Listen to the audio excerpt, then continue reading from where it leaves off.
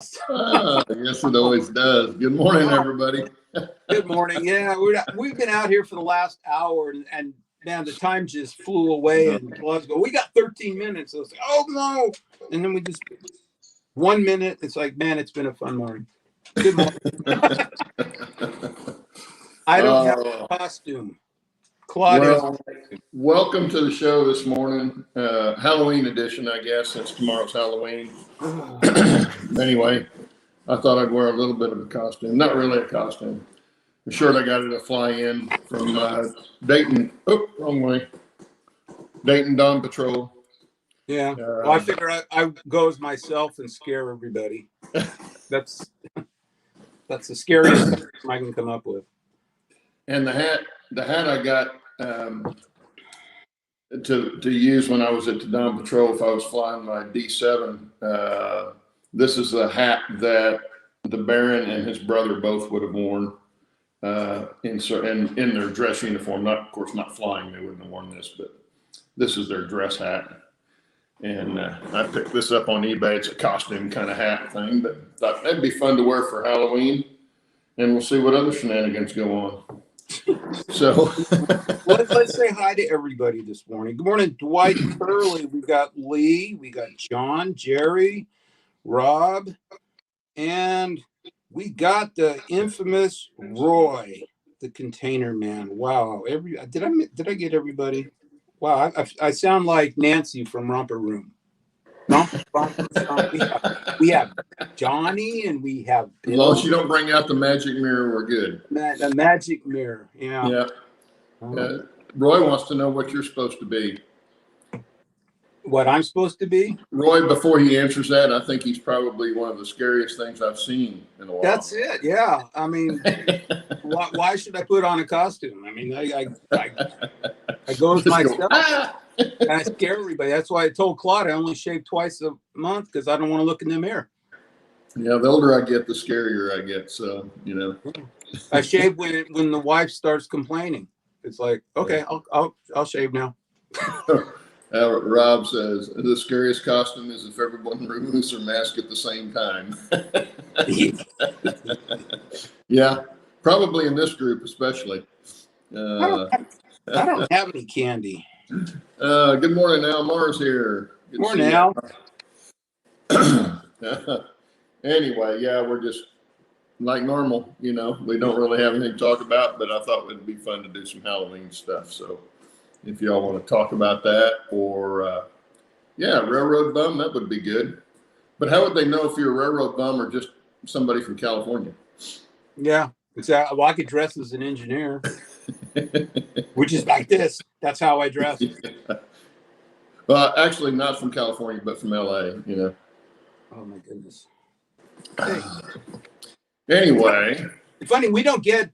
We live out in the sticks, so we've never had a trick or treater here, ever. So I miss having all the leftover candy. Now that the kids are gone, I can't raid their candy anymore. Yeah. Well, we usually have some left over too, but we bowl on Sunday nights, so we won't be here, which just breaks my heart. But yeah.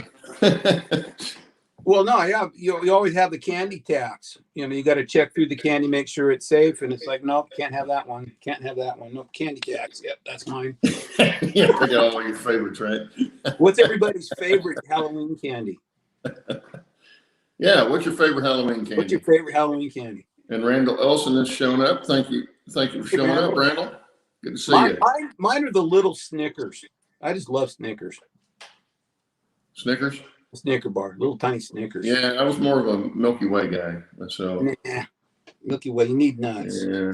Sometimes you feel. I like malted milk balls. Oh God, those are horrible. I like those. I don't like those. Oh yeah, Hershey's chocolate. Yeah, that's. I'm a chocolate guy. Love chocolate. Well, I used to be a big sugar daddy. You remember those? Uh-huh. They take all my teeth out now if I bit into those. I lost fillings with those. You bite into it and pull a filling out. Yeah, definitely. Yeah. My parents wouldn't let me have those. Oh, I found a good just a couple days ago. I'm in love with chocolate Oreos. Oreos with the dark chocolate in the middle. Uh-oh. Oh my God, those are good. Are you pregnant or what? Oh man, I don't know, man. That hit my chocolate fix. It's like I like that. That's really good. Randall says his niece likes the caramel apple suckers. Okay. Yeah, yeah. Well, that's what Sugar Daddy was, caramel. That's all it was. And then I found the black cows. Remember those? Yeah. Those were a Sugar Daddy with chocolate on the outside. They even better. Yeah.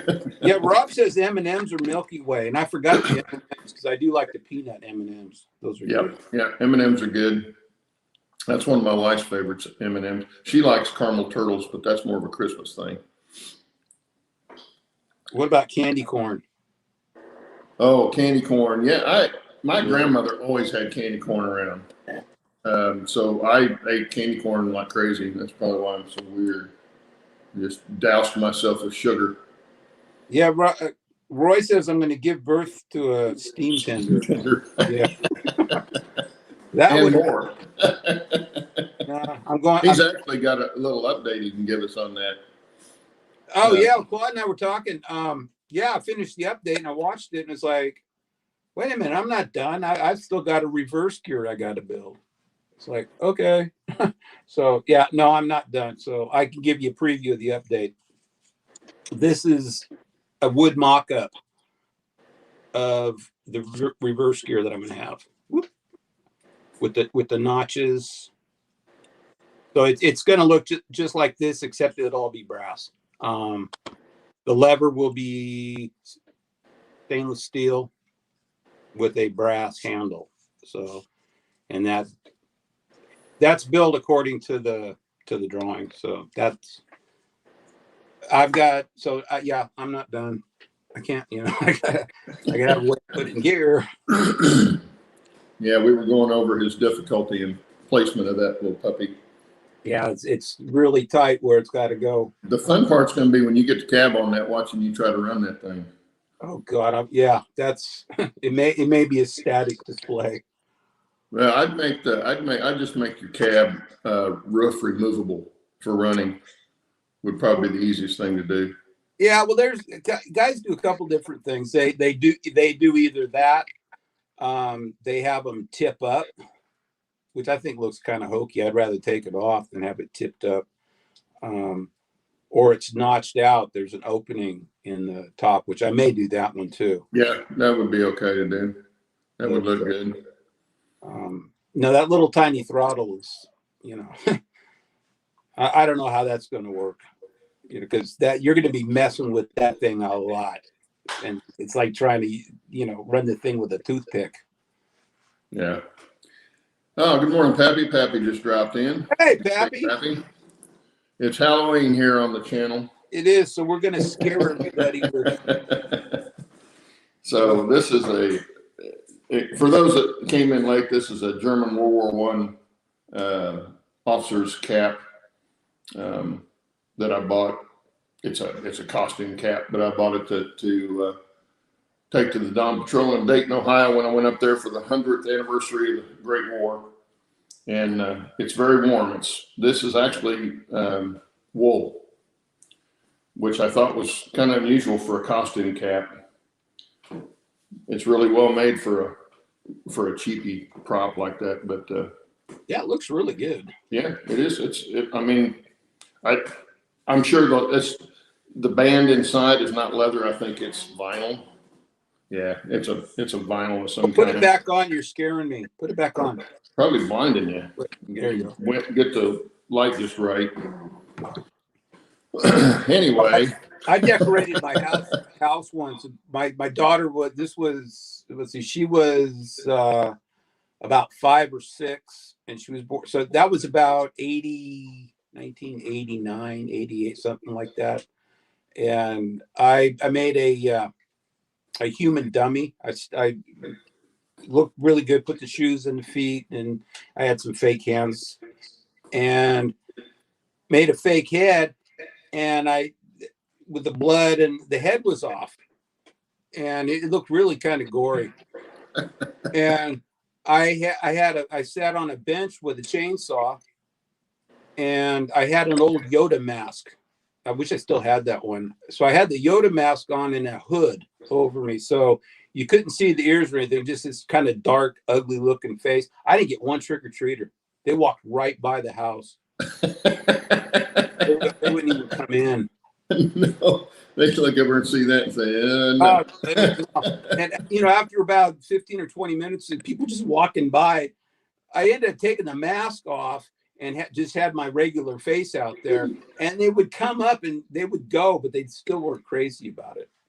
Yeah. So I didn't do that anymore. Anybody else decorate their house up and scare kids? We never decorated our house. There are lots of people here in the neighborhood that, that have kids. They decorate for Halloween almost like they do for Christmas. And that's pretty neat. I remember as a kid, we had one house on the block. Everybody probably had this when they were a kid. There was this old woman that lived there with her son, and he would mow the yard at night. That's how weird they were. But nobody would go to their house. Had a lot of evergreens around the front yard. And nobody else had that. It kind of blocked off the house a little bit. So you were kind of scared to ever go in there. Of course, we never had any reason to go in there. But there was no lady. And then on Halloween was the only time we'd go in there. And she would be sitting there with the front door open and this big black cauldron. And of course, I'm sure she put dry ice in it. So it's, smoke's coming out of it and stuff and rolling down. You had to reach in there to get your candy. She had the bowl of candy in there. And she would sit behind it dressed as a witch. Oh, that'd be neat. Perfect for her because she looked like a witch in the daylight, man. And then her son would sit on the stairway right behind her in a ghost, with a sheet that doesn't look like a ghost. And he would take photos of everybody coming up in their costumes from underneath. You couldn't see his camera because he had it underneath the sheet. But we always thought that was kind of cool. But they take pictures of all the kids in their costumes and stuff. Oh, I've got a friend that he lives down in Sacramento. He actually, he's part of Train Mountains. And I saw him the last time I went up there with everybody. And he's a San Joaquin County sheriff. And he's into Halloween. I mean, Halloween he's the one that has all the alien costumes and all the nonsense that goes up on Train Mountain on those videos. Those are all that family. They're kind of like the Addams family. They just love Halloween. And he sent me a video of his house, and his front yard is killer. He made these ghosts out of black contractor bags, and they're flying all over his yard, and it's creepy looking. He's into Halloween big time. Pappy wants to know what my shirt says. Okay, this part, this side.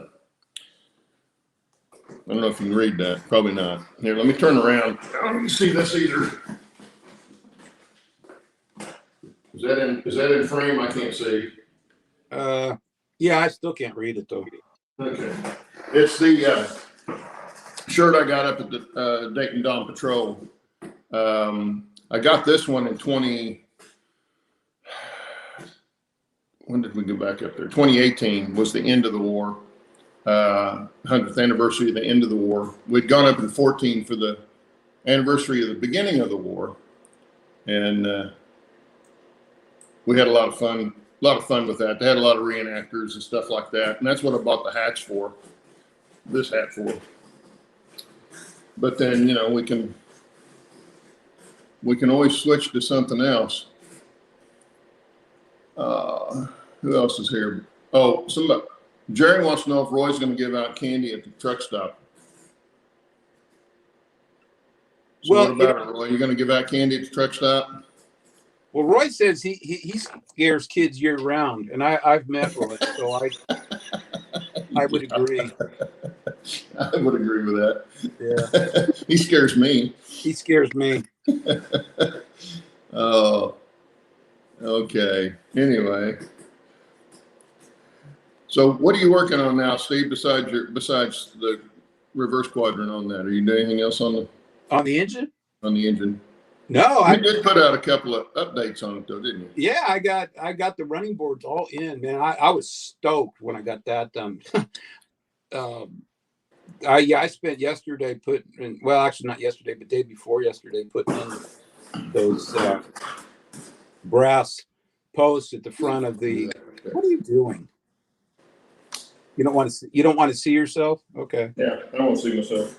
But no, I had some I'll come back to brass. the Oh, you're changing hats. But no, I turned those two cylinders on my lathe, which is actually my dad's, which is older than I am, for those two pedestals for the mounting the front of the running board. The engineer side went in really good. That one, man, that was spot on.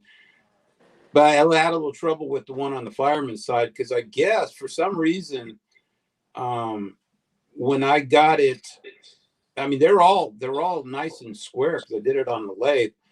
When I got it tightened down to the frame and to the running board, I had about 16th, somewhere between an eighth and a 16th gap between the running board and the side of the boiler that just didn't look right. The one on the engineer side, man, it settled right down next to the boiler. It looked perfect first time, but on the fireman side, it didn't. I built it the same way, but I had that gap. So maybe the boiler's off a little bit or something. I don't know, but it's off by just a little bit. And so I had to make a second one I didn't drill the hole on the top for the screw. So the hole isn't centered on the top of that cylinder. So what I did is the second one, I threaded the screw for the bottom through the running through the frame, and then I put the running board on top, and then drilled the hole back through the running board into the post. So it's offset a little bit, but it gets that running board right next to the boiler. Yeah, So nobody's gonna notice that kind of stuff. No, it's off. It's not off that much, but it was really noticeable, from the top. That it just didn't look symmetrical. I had that gap on that other side. It just didn't look right. So that's why I went ahead and did a second one. But yeah, no, they're rock solid now. And there's a funny story with that metal plate for the floor. And I was telling Tim this, that I spent 2 days on those sides, and honestly, I screwed up. I ended up cutting them. I cut the one on the engineer side. I had to do it a second time, and on the fireman side, I had to cut it the third time because it just wasn't lining up right. I went through I wasted quite a bit of the brass plate getting that third one just right, and got him in, and screwed up, polished, looked really good. And I'm looking around for a piece of brass because I'd gone through so much brass that I was having a hard time finding more brass for the floor. I've got one plate, but it's not 1/8 inch. It's 3/16. So it's a thicker brass plate, which I really didn't want to cut that one because it's a pretty thick piece of brass. So I'm looking around, and I've got some scrap metal that I got to practice welding with, and I found this piece. So I think, okay, here, I'll use this for a weight. I can figure out a way to get it underneath this, because I was going to end up cutting that thick piece of brass anyway. So that was my idea. I was going to cut the brass for the floor, but I was trying to come up with some weight for that cab. So I found it's almost 1/2 inch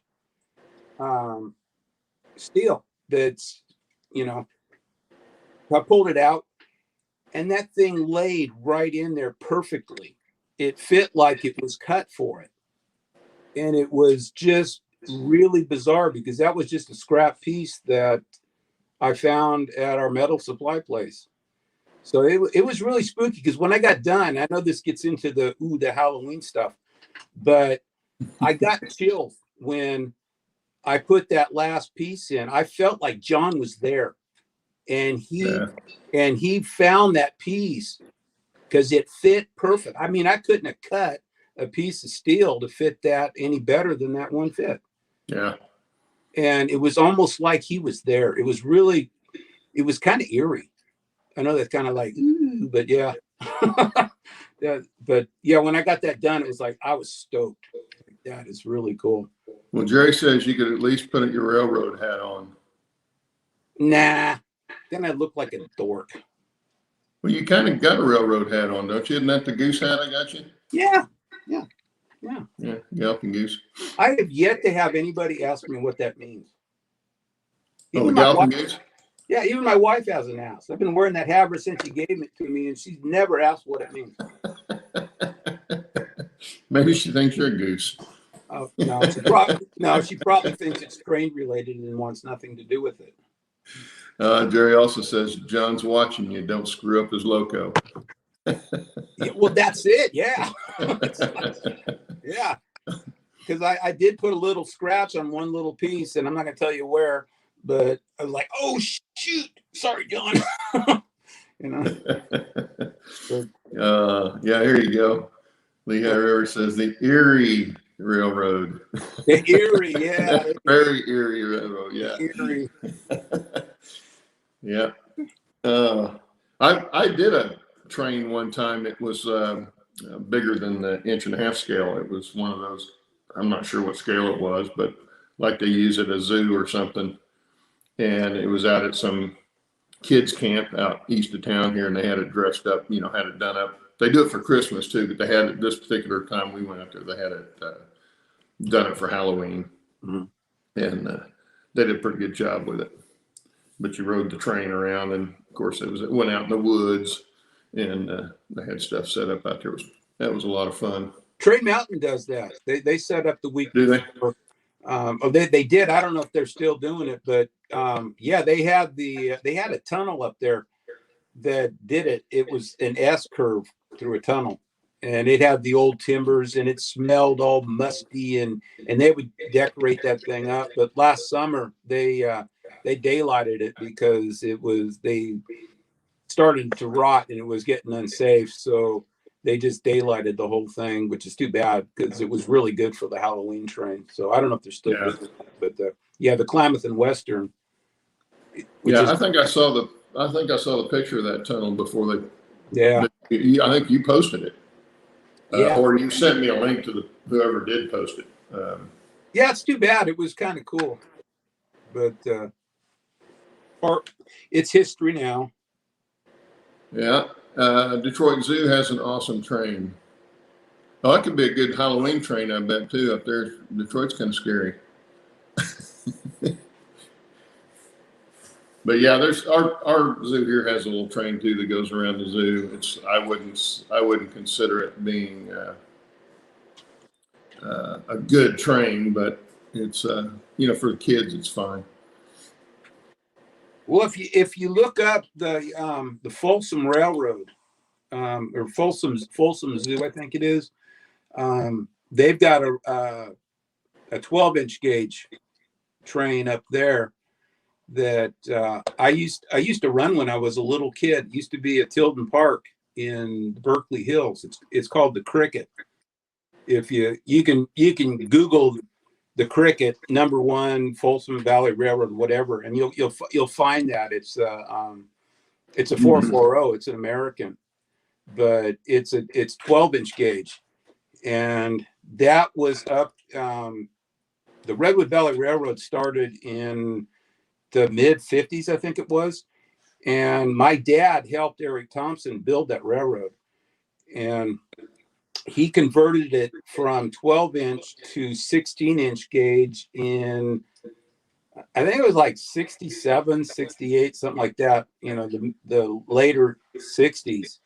And so for a while it was dual gauge because it was a loop to loop. And when he was going from 12 to 16, he was going to extend the railroad, and he was building a tunnel. And you can look on the Redwood Valley Railroad and find it. But one end of the loop, when they were converting from 12-inch to 16-inch, they had a runarounds because they lost the loop. So every other, the locomotive had to run around the train, and then every other trip it was running backwards. But the Cricket was Eric's first engine that he built, and I used to go up there with my dad all the time. And so, as a little kid, I mean, I was born in 57. So this, I was 6, 7, 8, around that age. And of course, I'm thinking I'm running the thing, and there's somebody sitting behind, but you're doing the levers, and I mean, that's what hooked me. I mean, Yeah. that at a young age, man, I said, this is cool, because it was coal fired at that time. And so, you got that coal smell, which is, kind of cool. And that train, when Eric switched it, they sold there. He was putting that whole train up for sale. It was the locomotive tender. I think it had 4 or 5 cars, I don't remember, and a caboose. And he was selling it for $10,000. And he gave my dad first opportunity to buy it. And man, he couldn't. He was he's a working firefighter and raising 4 kids, and 10,000 back in the early 60s, that wasn't going to happen. That was a lot of money. That was a lot of money, but that would have been probably close to a year's wages. Oh yeah, probably. Back then, yeah. I mean, that thing's $100,000 train right now. I mean, Oh, yeah. But anyway, it went to Folsom, so it's been up there ever since. But it's a cute little thing. It's the number one, and that's what bit me. And so it's kind of funny. I'm back to running an American. That's why I want to get this thing done, at least before I die, because that's going to bring this whole live steam thing full circle. Yeah. Roy wants to know, or Roy says he caught a TV show of Train Mountain acquiring one of their steam locos getting moved into Train Mountain. TV show called Mighty Movers, I think. Really? I'll have to find that, or send me the link, because I've never heard that. Yeah. And Jerry wants to know if your dad was a railroad worker. No, he was a firefighter. Yeah, not a fireman Not on the train, but a firefighter. Firefighter. And so growing up, I wanted to be one of 2 things. I wanted to be a fireman or an engineer. That's all I ever wanted to do. I mean, we're changing hats again. Oh yeah, we got lots of hats. So no, I never set my sight. That's what I wanted.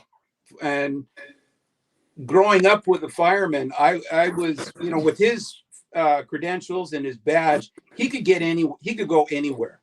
I mean, if he wanted to go to a fire, he went, and so I spent a lot of, going with him to fires. And so I got a lot of experience in the fire service. And when I graduated from high school, I did have the intention of going into the firefighting field. So I went to our community college and enrolled in fire science. And I did that for 6 months and flunked out. It was like, I'm in there and I didn't realize it. I kind of did it wrong. And I think my dad might have steered me in that direction wrong, because he didn't really want me going in he said, if you become a fireman, I'm going to break both your legs. But it's like, no, I want to be a fireman. And so I had to enroll in all the college, classes, speech and history and all the crap that I did in high school that I didn't want to do. Now I'm doing it voluntarily in a JC, and then taking the fire science part of it. And I'm in there and I've still got the books, man. It's all equations and pressures and, hose lays and pump priming. And it turns out that a lot of the guys doing this were, firefighters that are going for a promotion to engineer. So I'm in way over my head. And so, after 6 months, it's like, I'm done. I'm out of here. What I should have done is just find a fire. Why don't put me in the thing. I should have just find a fire service and volunteer or something and got in that way. But, going to school was not the option. Get me off of I don't want to be full screen. But, so no, then I decided, okay, well, if I'm not going to be a firefighter, I'm going, there you go. Thank you. Okay. I don't want to be sole show. So then I Well, wrote, I was trying to take something off. letters to probably 30 railroads around the country, and only got 3 positive responses. But I've got all the old letters, from all the old railroads that are long gone. And the only railroad that still exists is the Union Pacific. Every other one is gone. So they're kind of collectors items, but they're all turn downs, except for I got the BN was hiring up in Montana someplace. God, what was it? Penn Central was hiring someplace on the East Coast. And it was like, I've been to the East Coast. Montana's kind of cold. And then I got a response from the Santa Fe that they were hiring in Richmond. And it's like, ooh, okay, that's good. That's only an hour away. So, so I found out when they were accepting applications and went down, filled out the application. And 2 weeks later, I got a call, come down for an interview. And I was like, ooh, cool. So that's how that whole mess started. And then you went to Tutu Twins. Then I went to Tutu Twins. Yeah. Tutu Twins. Yeah. Yep. Pappy says I look like Flick from A Christmas Story. Well, I'd respond to that, except I watched Christmas Story, many, many years ago, and it wasn't one of my favorites, so I haven't watched it since. I know a lot of people love that movie, but it wasn't one of my favorites, so I didn't watch it again. No, this is just one of the other hats I got. This one I really got for a joke to wear to one of our meetings, RC meetings at our field. But this hat, I also got this one for, that's an authentic Royal Flying Corps pin that would have been on a hat. The hat's not. The hat's a costume hat, but I don't see that very well. It's not focusing very good. But you can see it says RFC, Royal Flying Corps. So when I was flying my British airplanes, that's the one I wore. This one was more for having fun at one of the meetings with a good friend of mine that was the president of the club. So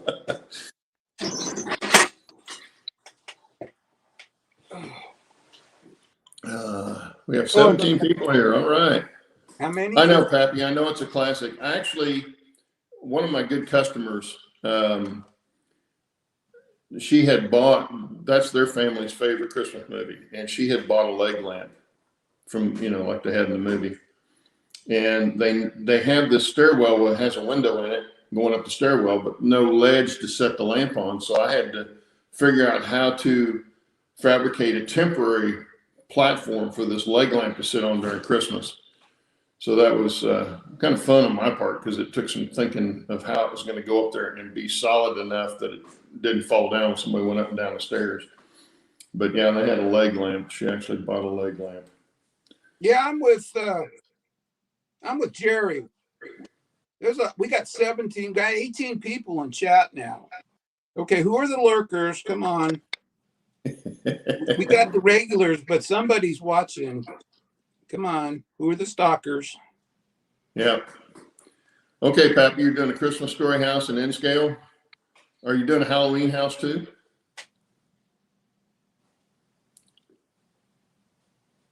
Because a Halloween house, I think, would be fairly easy to do. In fact, I thought I saw, who was it? Mini Prints, I think, is the company. And I think I saw a deal where he's got a Halloween collection that you can get, paint up and put on your layout. I don't know what's in it. I didn't go look at it, but I saw the ad for it. It must have come on my email or something. Didn't the Addams Family do an episode, a Halloween episode, where they dressed like regular people to scare people? Oh man, you know, it's been so long since I saw the regular. I think they did. I seem to think I remember an episode where they dressed like normal people to go out trick or treating and scare everybody, and they couldn't figure out why nobody was scared. I remember one of my favorite episodes of Twilight Zone was the one where they've got the girl wrapped up in bandages, right, in the hospital, and they're talking to her about, you know, we did everything we could, you know, and blah blah blah blah blah, and talking like she was in this horrific accident or whatever. And I don't remember the full thing of it because it's been a long time since I've seen it. But you never see the doctors or the nurses until the very end when they take the bandages off. They take the bandages off, and she's beautiful. You know, she's this blonde model look, you know, and they all scream because they think she's ugly. And then the camera pans around, and they're all ugly. Oh yeah, I thought that was pretty funny. The best Twilight Zone I liked was one with William Shatner when he was afraid of flying. Oh yeah, he did good on that. That's a good one. Yeah, we had the gremlin out on the wing. Yeah. Jerry wants to know what era I'm modeling. Jerry, I'm trying to model late 40s, early 50s. So the very start of the transition period, you know, transition era is real popular with model railroaders because they get to run steam and diesel. So I'll have real early diesels on my standard gauge line and then still running the steam on the narrow gauge. So that's, I hope that answers your question. But yeah, late 40s, early 50s.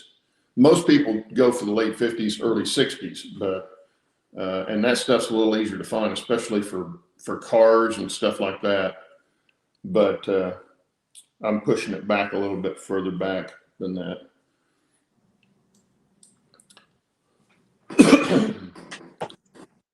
Okay. Lehigh River says, I think you're right, Steve. I'm not sure what he's talking about there. But... Oh, he's talking about the Addams Family episode where they all dress. Yes, okay. It wouldn't surprise me. That sounds like something they would have done. Yeah, something in my twisted head. Yeah, between them and the Munsters. Oh yeah. I wouldn't have surprised me if they didn't do something like that on the Munsters too. They may have. Sheep Boy's going to model the 1930s. Well, there's an interesting one. That's the Art Deco time with the streamliners that started coming out and that sort of thing. That's some really cool looking locomotives back then. 1890s, Cole, so you can do a Halloween house. No, I'm not in the 1890s. I'm doing narrow gauge and standard gauge, so I've got both on mine, and it's more of a transition time. Kind of free flowing though; it's not really set in stone what it is, but I'm trying to keep it in that. So we'll see what happens.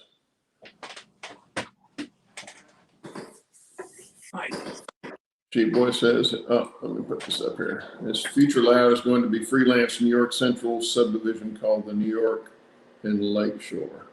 There you go. That's pretty cool. There you go. Yeah, mine's a freelance. You know, based on some Rio Grande, Denver Rio Grande Western stuff, but not set in stone on that either. So I wanted to have the freedom of putting whatever I wanted on the layout, not having to match up prototypes and buildings and stuff. A white scarf. I don't have one, Bernard. I think I've got a scarf, but it's probably a dark plaid of some kind. Goes with my dress coat, so I'm sure it's not white. Well, I know it's not white. Actually, you know, that's a misnomer. This is kind of off a railroading subject, but it's a lot of people don't realize this. You see in the movies where the guy's flying a biplane during a war and it's got the scarf trailing out the back, flapping in the breeze. They didn't do that. They did have scarves, but they would tuck them in, and they had full body leather flying suits that they would wear. And they would only use that scarf to clean the castor oil off their goggles, because those planes spit castor oil like crazy. Interesting. And so that's what the scarf was for, was to keep their goggles clear, but they wouldn't have let it trail out the back. I didn't know that. I didn't know they used Well, castor. most people don't know that, because all they know of that era is what they see in the movies. That's why I keep telling my wife, when you've got a historical movie and you're touting it as factual, Mm-hmm. and then you are basing it on history, and you show the incorrect history in doing so, then you're doing a disservice to a lot of people, because most people in school, they don't care about history and they don't learn about that particular stuff anyway. But then when you show it wrong, they take it as how it actually happened. Well, especially since when you keep seeing it over and over again, it's got to be right. Exactly. Well, and it's like a lot of the train movies, a lot of that stuff didn't happen. Didn't happen anywhere like they would have. If it had happened, it wouldn't have happened anything like they show it in the movies. They do that for the drama and all that kind of stuff. Well, it's like the Westerns, they make it look like everybody was there were gunfights and everything. What wasn't like that. No. A lot of people didn't carry guns. Yeah, but it's for the movies, so that's what they do. So we portray the Wild West as the way it wasn't. It really wasn't. Well, and it's fine to do a Western like that, as long as it's not based on factual event, kind of like Gunfight at the OK Corral. Mm-hmm. They did a pretty good job of following what actually happened there. Yeah. Of course, there were still a lot of questions, so you still have to fill that in. But that was pretty good. The wife and I are watching a really good TV series now called The Chosen. And I'm not going to get off into religion or anything, but it's really good. And if you know anything about the Bible, it follows it pretty well, although they have to fill in a lot of stuff. And of course, they explain that early on. But it's a really good series if you want to see something like that. I really enjoyed it. Anyway, what else we got to talk about here, guys? Movie Westerns. Movie Westerns? Oh, okay. Well, I can go Westerns on you. Yeah. Don't have my cowboy. I don't have my cowboy hat in here, though. Do I? I got a cowboy hat. I got a couple of them. Okay, I'll get my cowboy. But I'll wear this one instead. This one's cowboy. more fun. Why does this thing look crooked? Probably because my head's crooked. Anyway, this is a costume hat too. All right, there we I got off eBay. This is a lot of fun. Oh yeah, there you go. There you go, Dex. Now you need a whip. You could be. I get me my reins for my horse, and I'll be whipping people. Well, get your whip, and you can be Indiana Jones. There you go. We're talking about Westerns. I like Westerns, but I thought Open Range was really good. What are you doing? I'm trying to turn the volume up. Oh. My phone tends to go back down when it's on the stand for some reason. I think the stand puts too much pressure on the side. I think my lowering the volume. True Grit. I think that's the best. Hey, Pappy had to leave. Sorry, Pappy. See you, Pappy. Take care. It's Leon River says the 310 to Yuma was a good remake. Was good. I haven't seen that one yet. You say they made a remake of it. I didn't know they made a remake of it. But yeah, I like watching historical movies, especially if they're trying to show the history, the actual story. Then I really like it. Oh, one movie they did that I thought they did a good job of weaving the history, the true history, into the fictional story was Titanic. I thought they did a really good job with that. And you just had to understand that you had a fictional story tied in to the history part of it. Mm-hmm. And then on the other hand, Pearl Harbor was one of the worst ones I saw him try to do that. Oh yeah. I love the flying sequences in the Battle of Britain part, but to have one guy that flew in the Battle of Britain and was at Pearl Harbor, then was on the Tokyo raid, no. That didn't even come close to happening. It wouldn't have, even in an extreme case. But Yeah, I got this hat to wear up a Train Mountain to keep the sun off my head, and it's too freaking hot to wear.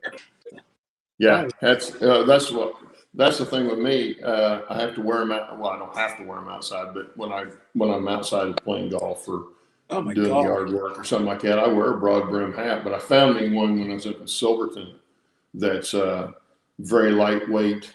Got a mesh sides on the top part of it, so it's not real hot to wear, but it helps keep the sun off me. Because I just went back to the dermatologist and he did some biopsies, and I got to go back in and get stuff cut out. Yeah, actually, Jerry, you're right. Straw hats. I just can't do the straw hat though. It just a lot of guys wear them up there, but I just can't do a straw hat. I end up looking like the scarecrow. I've got a straw hat. The straw hat, the one I got in the Caribbean, and the thing is just really hot and heavy. It's really thick weaving on it. I don't really like it. I do have a gambler hat that I wear when I play golf, but it's much lighter weight. It was made for golfers. Well, that guy was telling you about that does Halloween up at with Train Mountain and everything, and he's got a big he had a big sombrero straw hat up there to keep the sun off his head, and I wore that for a couple minutes. That works, but I couldn't do the. It's just I'm not gonna wear a sombrero. It's hot. Yeah, but man, in the summertime, I can imagine. Oh man, it sure kept the sun off you though. Oh yeah. Yeah, that's a lot of the guys around here doing yard work and stuff wear those great big, they almost look like a Chinese hat, they wear, the ones that come up like this, but they don't do that. They've got a top on them, but they're real broad. And the guys doing yard work stuff wear those all the time. Most of them. Now I know why the guys south of the border wore sombreros. It's like, oh man. Yeah. Well, and the other thing about you're talking about Western history, they didn't wear cowboy hats like you're wearing there. What we call a cowboy hat. That's not what they wore. They wore something to look closer to a sombrero. Yeah. Those came with the movies, the Western hat, and they didn't really wear those. But that looks cool.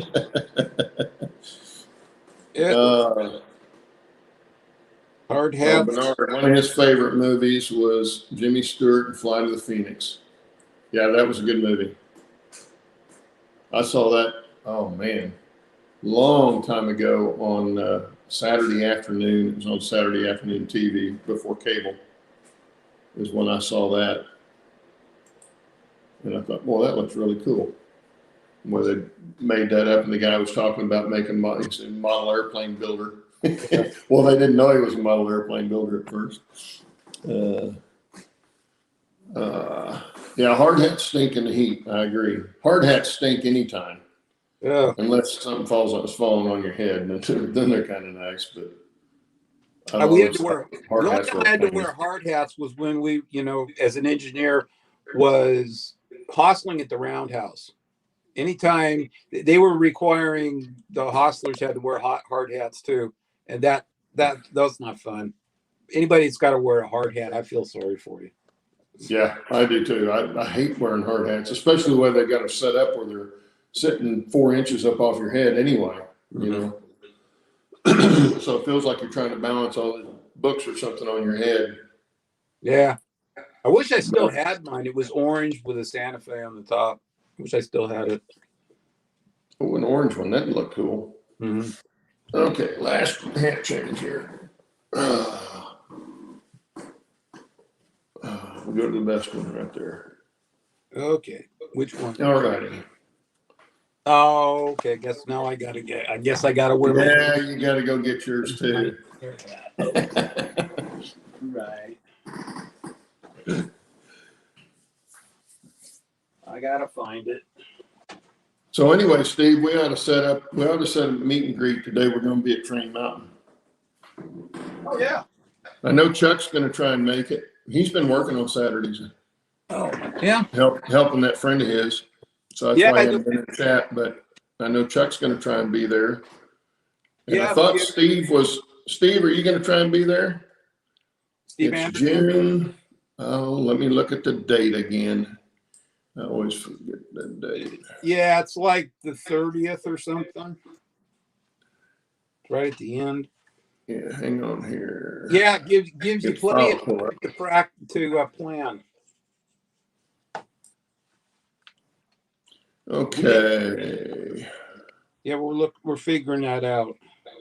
Let's see. It will be the 28th of June next year. Okay. So if you want to meet at Train Mountain on June 28th next year, I am planning on being there unless something crazy happens. And Steve will be there. I'll be there, and it'll be right after the triennial. So there will still probably be some other people there, I think, won't there? From there, yeah. And I'm sure we'll have Tim there with his and Jerry with his Pacific. So it'd be a good time to come if anybody wants to plan a vacation out here. How far is Train Mountain from Seattle? It's in the southeastern corner. It's down by Klamath Falls. It is 2 hours east of me. So yeah, if you look on a map. Yeah. Well, it's just north of Klamath Falls. Yeah, it's 30 minutes north of Klamath Falls. It's not very far from Crater Lake. It's only about a half an hour from Crater Lake. So it wouldn't be a day trip. But anyway, yeah. Oh, Steve's on a cruise. In Alaska on a cruise. Right now it's kind of cold. Yeah. What are you doing on a cruise? No, I think I think when he's talking about the for Train Mountain, I think he's going to be on a cruise. That's kind of early I don't know, June. Yeah, that's earlier part of the season for those, but you also get a better price, but it could be really cold up there still. Oh, 7-8 hour drive, that's nothing. Yeah. Says the guy that is going to be driving 5,000 miles on the trip. It depends on how bad you want to go. Yeah. I'll be driving 7-8 hours a day for about 9 of the 15 days we're going to be gone. Well, Steve, that would be a great birthday present for your wife. Bring her to Train Mountain. Yeah, there you go. She wants to go on a cruise. She's not going to want to go to Train Mountain. She's going to be like my wife and your wife. She's not going to want to go to Train Mountain. If my wife had the choice of going on a cruise or going to Train Mountain, yeah. No contest there. Yeah, I'm pretty sure we'll have this thing running. If trucks are the only issue right now, I mean, I've got Loco Parts is going to supply everything for the engine, so we're good to go there. If I can just get trucks. So I got 8 months to find them. Yeah, get on it, man. What are you doing? If I have to, I'm going to put Blomberg on it and to get it running, and then trade them out for arch bars. So one way or the other, I'll get it done. I can always sell the truck.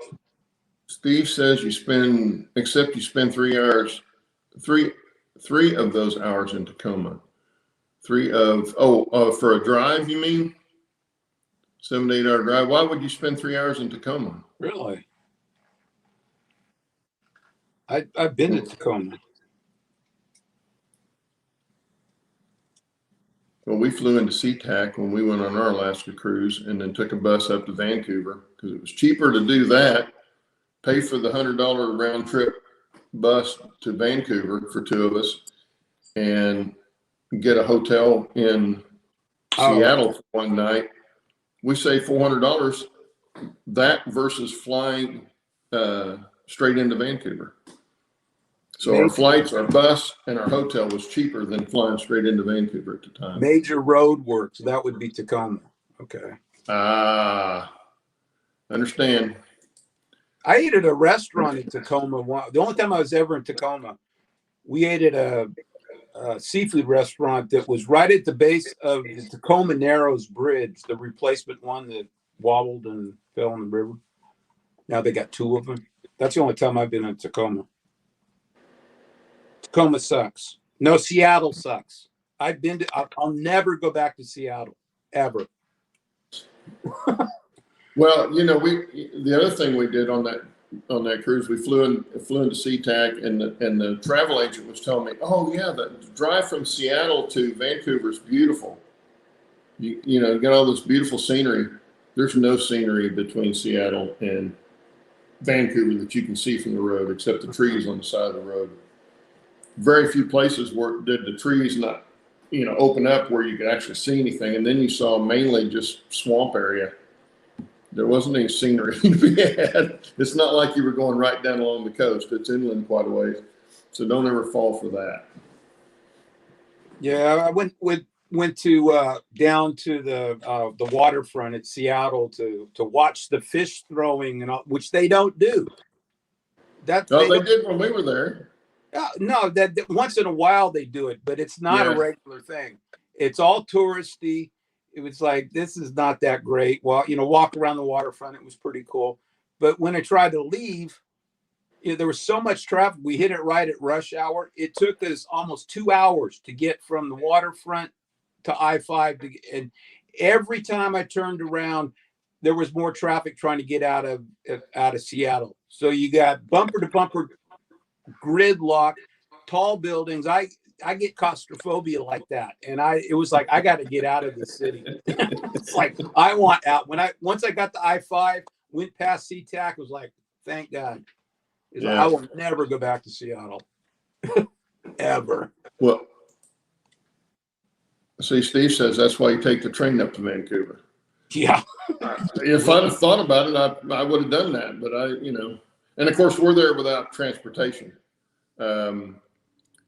We did go sightseeing in Seattle the day we got there. We got there in the morning, and a guy I met online, kind of like Steve, picked us up at the airport, and he knew his way around Seattle. He lives actually in Buckley, at the foot of Mount Rainier, and he took us around sightseeing and took us to dinner and all that kind of stuff. And so we didn't run into the traffic like that, but we did get to see him throwing the fish. You do have to watch out for people that you meet on the internet, though. Oh yeah, there's weirdos. as evident with this there's show. Some weird people you meet on the internet, so don't do it. Steve says if you buy a fish, they will throw it. They do it with the crabs, octopus, etc. So you got to buy it. Fish. Yeah, I don't think I want to buy a salmon and bring it home. Yeah. Well, and Roy says claustrophobic. You were a train engineer for how many years?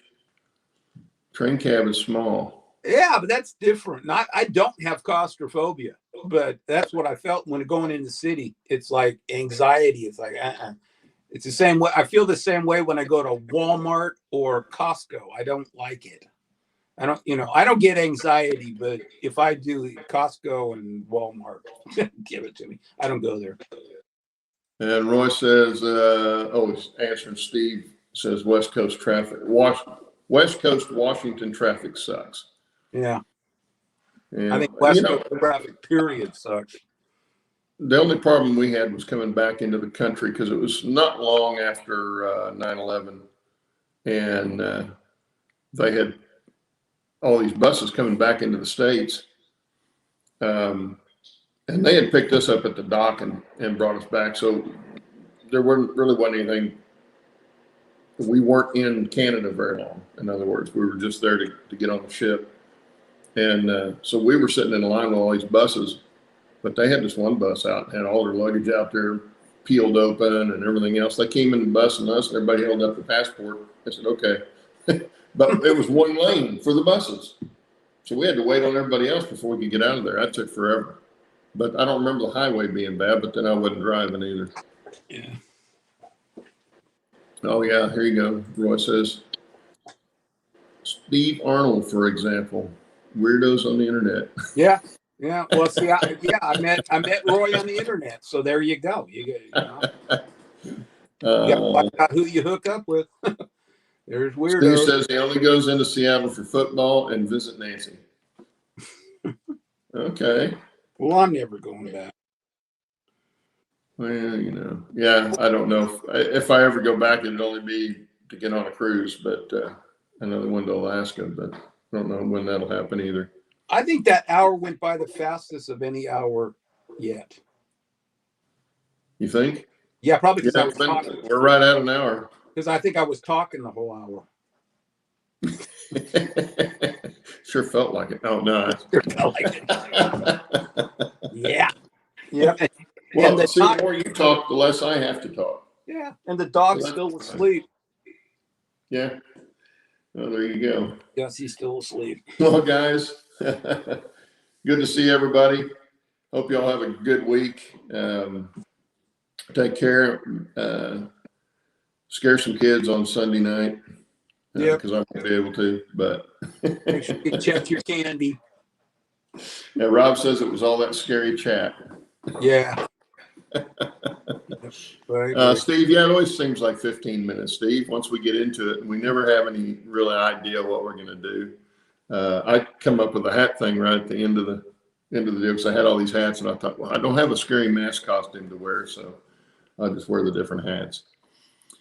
But anyway, guys, y'all have a good week, and we will see you later. Take care. Thanks for hanging.